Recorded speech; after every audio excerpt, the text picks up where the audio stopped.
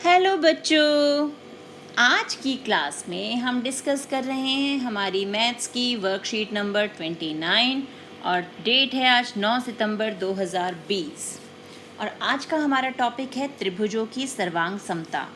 Last class में हमने देखा था त्रिभुजों को सर्वांग सम हम कब कहते हैं, जब उनके सारे अंग यानी उनके सारे भाग समान हो। तो आज हम देखेंगे इन त्रिभुजों की सर्वांग समता की कसौटियाँ यानी क्या क्या नियम है जिसके अनुसार त्रिभुज सर्वांग सम हो सकते हैं। तो अब हम देखते हैं पहली कसौटी। पहली कसौटी है भुजा भुजा भुजा यानी साइड साइड साइड, SSS। यदि एक त्रिभुज की तीनों भुजाएं दूसरे त्रिभुज की तीनों भुजाओं के बराबर हो तो दोनों त्रिभुज सर्वांग सम होते हैं।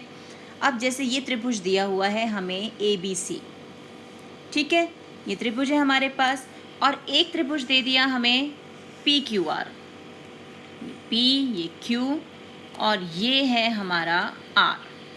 तो अब ये नेम कर दिया हमने, ये P है, ये Q है और ये है हमारे पास R, ये A, ये B और ये C।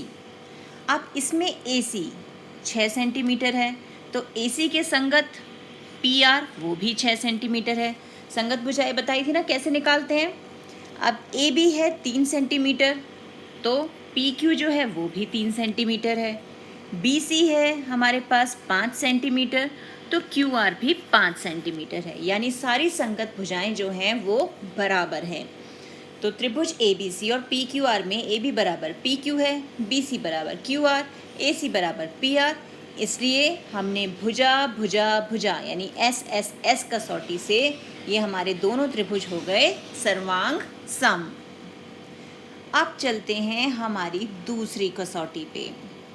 तो दूसरी कसौटी हमें क्या बताती है? दूसरी कसौटी है भुजा कोण भुजा। तो अब इसके लिए हमने जो ये त्रिभुज लिए हैं, हमारा पहला त्रिभुज है त्रिभुज LMN। तो ये है L, ये है M और ये है N, और इसका हम कंपैरिजन कर रहे हैं हमारे त्रिभुज DEF से। तो ये बन गया हमारा त्रिभुज DE और F। अब यहाँ पर जो LN है वो हमें 3 सेंटीमीटर दिया हुआ है और DE भी 3 सेंटीमीटर है। NM जो है वो 5 सेंटीमीटर है और EF जो है वो भी 5 सेंटीमीटर है। अब क्या है यहाँ पर, इन दोनों भुजाओं के अंतर्गत यानी इन दोनों के बीच में आने वाला जो कोण है, दोनों ही त्रिभुजों में वो कोण भी बराबर है। ये भी 40 डिग्री है और ये भी 40 डिग्री। तो ये कसौटी होती है हमारी भुजा। पहली भुजा आ गई हमारी, फिर कोण आया और फिर भुजा। तो भुजा कोण भुजा। यहाँ पर ध्यान देने वाली बात क्या है कि कोण हमेशा हम दोनों भुजाओं के बीच में जो होगा ना बेटा वही लेंगे। ये नहीं कि भुजा तो हमने LN और NM ले लिया लेकिन कोण हम ये ले रहे हैं, नहीं, ये गलत होगा।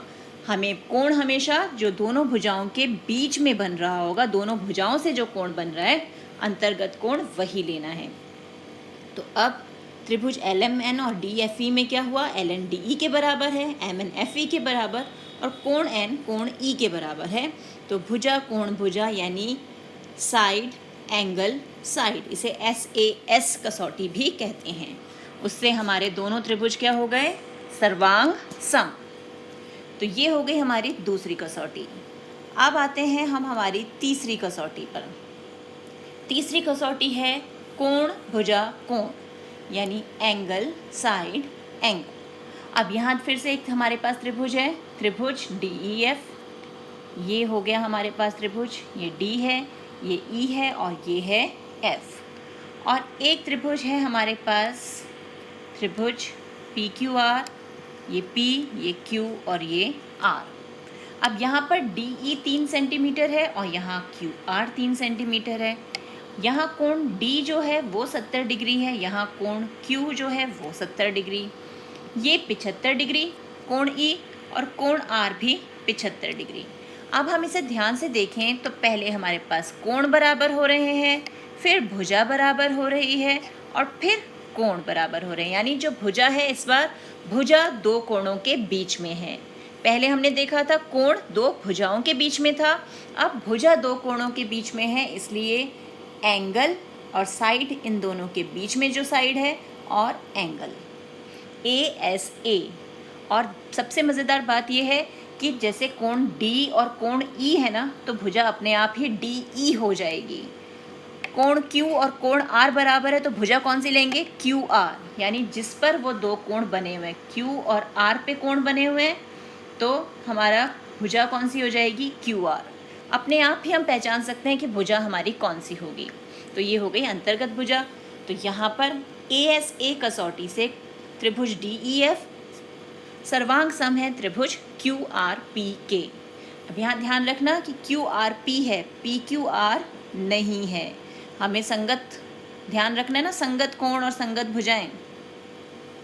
और लास्ट कसौटी, चौथी कसौटी है समकोण कर्ण भुजा RHS, right angle hypotenuse side.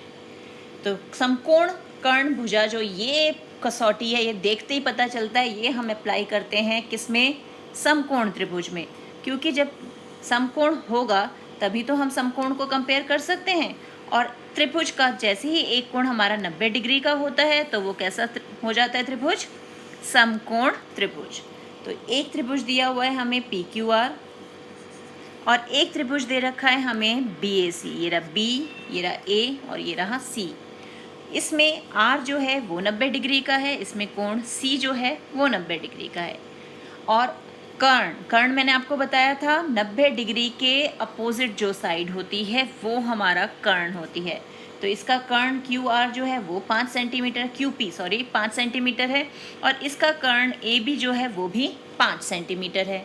और एक कोई भी भुजा, या तो ये भुजा हो सकती है या फिर ये भुजा, यहाँ QR 3 सेंटीमीटर है, यहाँ AC 3 सेंटीमीटर है। तो राइट एंगल भी आ गया हमारे पास, हाइपोटेनस भी आ गया और एक साइड भी आ गई। तो समकोण कर्ण भुजा कसौटी या RHS कसौटी से त्रिभुज PQR और त्रिभुज BAC क्या हो गए? सर्वांग सम। तो आज हमने कौन कौन सी सर्वांग समता की कसौटियाँ सीखी है? सबसे पहली हमारी SSS, यानी सारी की सारी साइड्स इक्वल हैं। फिर हमने देखा SAS, दो साइड और उनके बीच का कोण। फिर ASA, दो कोण और उनके बीच की साइड।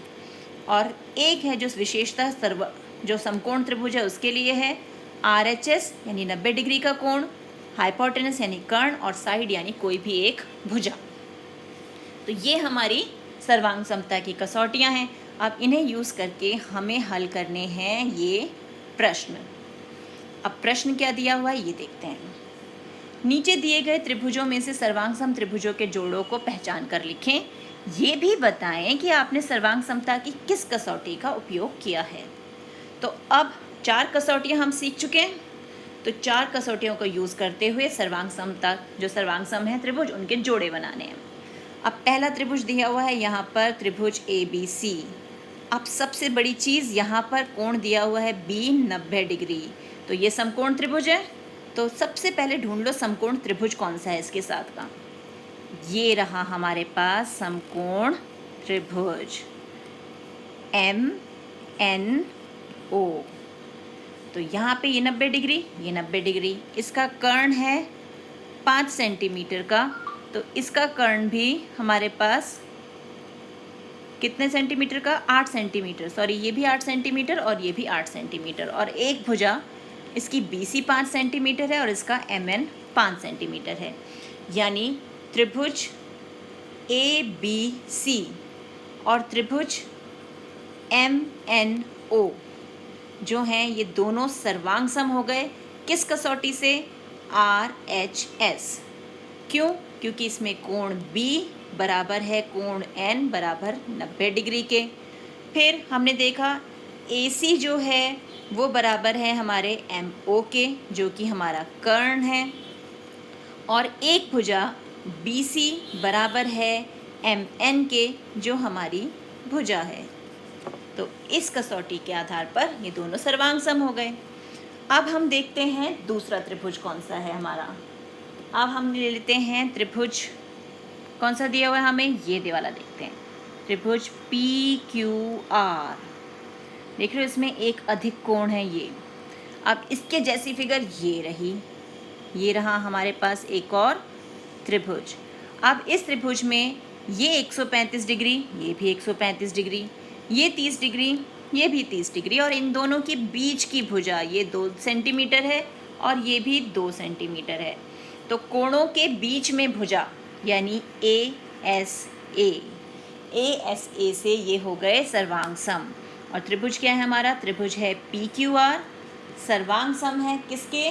त्रिभुज VWZ के। और यहाँ आपको बताना है कैसे, कोण P जो है वो कोण V के बराबर है, कोण फिर हमारी भुजा आ गई VW जो है वो PQ के बराबर है, और कोण R जो है, कोण W जो है हमारा वो है कोण Q के बराबर। तो ये हमारे पास आ गए A, S और A। तो ये 2 त्रिभुज हमारे सर्वांग सम हो गए। अब बचे हमारे पास कौन से त्रिभुज? अब एक त्रिभुज हमें दिख रहा है यहाँ पर, त्रिभुज DEF। ये है D, ये है E और ये है F। और इसके जैसा एक त्रिभुज हमें यहाँ भी दिख रहा है, ये है STU। अब इसमें ये है हमारा 65 डिग्री और ये भी 65 डिग्री, ये है 5 सेंटीमीटर, ये भी 5 सेंटीमीटर, ये 6 सेंटीमीटर और ये भी 6 सेंटीमीटर। तो अब 2 साइड्स के बीच में कोण है, 2 भुजाओं के बीच में कोण, यानी भुजा कोण भुजा। तो हमारे त्रिभुज का नाम क्या हो जाएगा? त्रिभुज TSU जो है वो सर्वांग सम है त्रिभुज FDE के। और कसौटी क्या है हमारी? कौन सी कसौटी है? साइड एंगल साइड, 2 भुजाओं के बीच के कोण। और इसके जो संगत भाग हैं उनको आप बराबर करके लिखेंगे जैसे मैंने अभी सिखाया था। अब यहाँ पर एक चीज़ और देख सकते हैं हम कि जो हमारा त्रिभुज DEF है ना, ये त्रिभुज GIH से भी मिलता जुलता है। कैसे? अब ये 5 सेंटीमीटर है, इसमें 5 सेंटीमीटर है, ये 6 सेंटीमीटर है, ये भी 6 सेंटीमीटर है, ये 6 सेंटीमीटर है और इसका भी ये भुजा 6 सेंटीमीटर है। तो अब हमारा क्या मिल गया हमें? त्रिभुज कौन सा है हमारे पास? GIH। और ये किसके सर्वांग सम हो गया? ये हो गया हमारा त्रिभुज DEF के सर्वांग सम। और क्योंकि तीनों भुजाएं इसकी बराबर हैं इसलिए SSS कसौटी से ये सर्वांग सम हो गए। तो देख रहे हैं कितना आसान है, 4 कसौटियाँ, इसमें से एक RHS वाली कसौटी तो सीधे 90 डिग्री का कोण देखो तो इसका मतलब RHS की कसौटी लगने वाली है। तो इस प्रकार के और प्रश्नों का अभ्यास कीजिए अपनी NCERT एक्सरसाइज से। मिलते हैं एक और वीडियो में, तब तक keep practising and enjoy maths.